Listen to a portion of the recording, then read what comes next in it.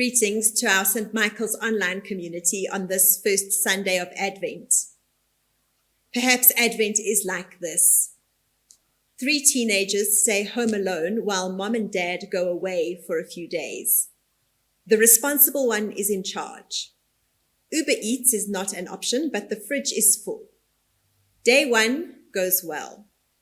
The next day they fight and alliances are formed. On Saturday, things get messy. Dishes pile up in the kitchen and in the lounge. On Sunday, they all sleep in late.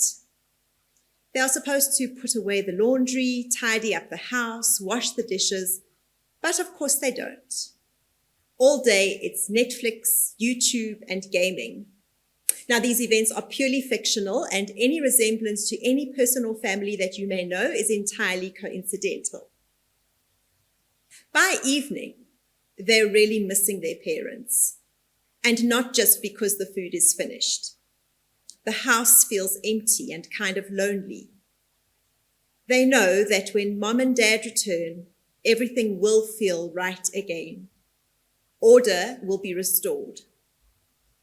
The littlest one peeks out the curtain, looking out for the red car. They wait. They're coming. The little one sees the car lights stop outside the house. They hear the car doors close, the sound of the latch on the gate, footsteps, house keys. Quick, mom's home. What happens next? Well, it's Advent. So I can't tell you for sure because it hasn't happened yet, but it is happening.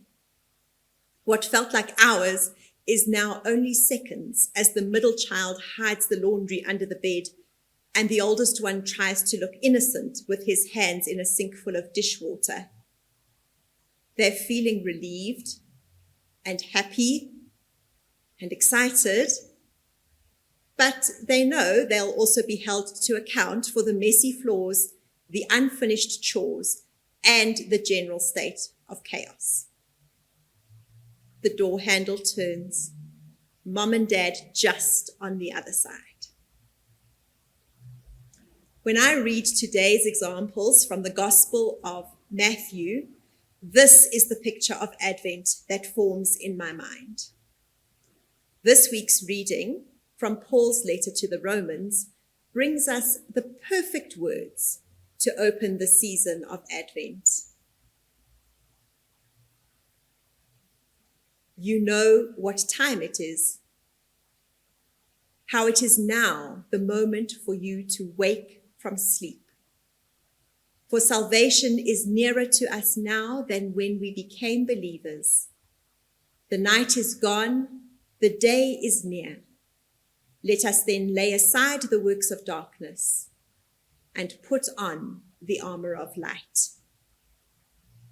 During Advent, we light our 4 candles, signifying the coming light of Christ. This action is so much more than a countdown to Christmas. We look with joy at the incarnation and how that event of God made flesh transforms our understanding of who we are and of whose we are. But as we usher in the season, we also look beyond. With the lighting of each candle, we sense the closeness of God's kingdom. 2 words, imminence with an I, as in arriving now, as South Africans say, and imminence with an A, as in infused all around us. The realm of God is among us and between us and within us. In some ways so tangible and in others just beyond our grasp. Ever present and yet always arriving. Our hearts and minds grasp onto a future promise beyond the world as we know it, to a world as we know it could be, a place of healing, justice, and peace. We do expect a culminating event. We call it a day of judgment, but it's also a day for the restoration of all creation. I don't mean for my everyday mundane little story to trivialize the breathtaking moment when Christ reappears, or to minimize whatever calling to account and judgment awaits. I just want to say that's not the whole story. There's a relationship involved. When reading today's passage from the Gospel of Matthew, so many of us are filled with fear.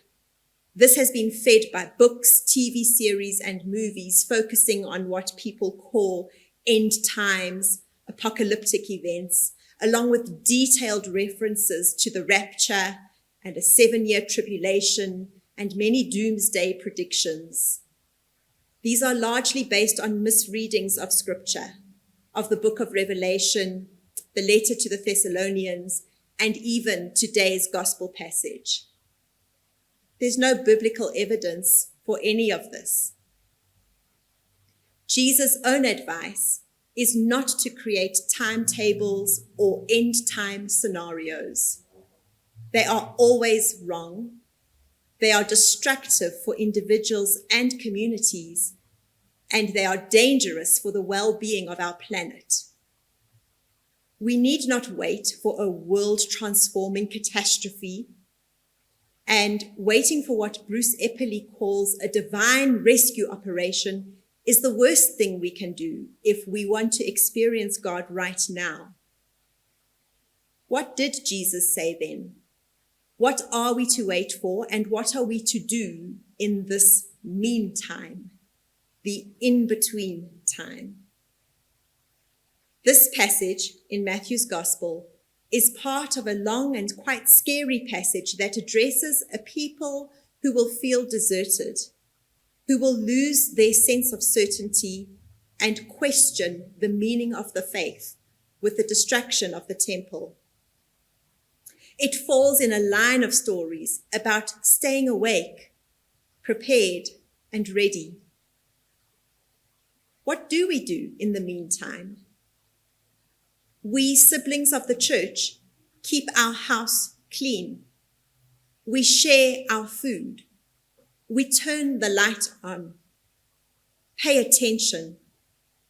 How often are God's people distracted, spending a whole lot of time playing games or doing whatever the church's equivalent is of watching Netflix for our own entertainment?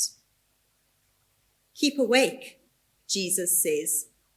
Stay awake. The theologian Bruce Epperly says that holy moments may catch you by surprise. Don't miss the God moments occurring throughout the day, the way God comes to us in every encounter. During Advent, we remind ourselves that awakening to God and living in God's realm is available to us all the time. We ought to pay attention to what we can be doing now to be ushers for the peace and wholeness of the realm of God.